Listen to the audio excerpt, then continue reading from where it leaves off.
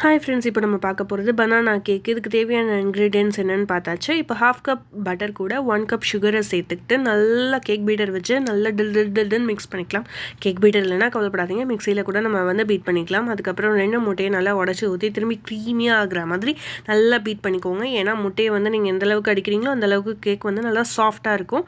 அதுக்கப்புறம் 4 பழுத்த வாழைப்பழத்தை எடுத்து நல்லா ஃபோர்க் வச்சு குத்தி நசுக்கி நல்லா வந்து ஒரு திக்கான கன்சிஸ்டன்சி எடுத்துக்கலாம். அதை எடுத்து நம்ம அந்த ரெடி பண்ணி வச்சுருக்க க்ரீம் கூட சேர்த்து ஆட் பண்ணிக்கலாம்.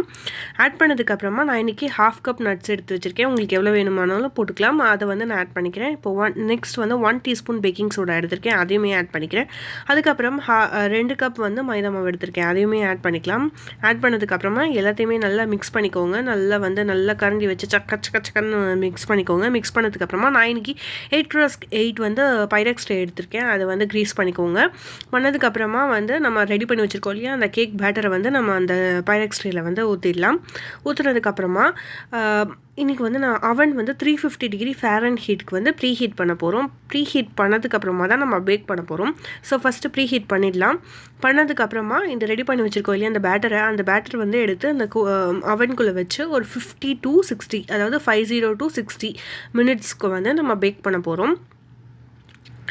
பேக் பண்ணதுக்கப்புறமா நம்ம என்ன இப்போ 55 மினிட்ஸ் ஆகிடுச்சு. பாருங்கள் எவ்வளோ சூப்பராக இருக்குன்ட்டு.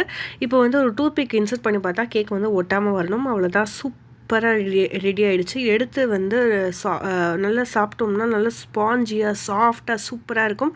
குழந்தைங்களுக்கு ரொம்பவே பிடிக்கும். இந்த வீடியோ உங்களுக்கு பிடிச்சிருந்ததுன்னா லைக் பண்ணுங்கள், ஷேர் பண்ணுங்கள், சப்ஸ்கிரைப் பண்ணுங்கள். தேங்க்யூ, பாய்.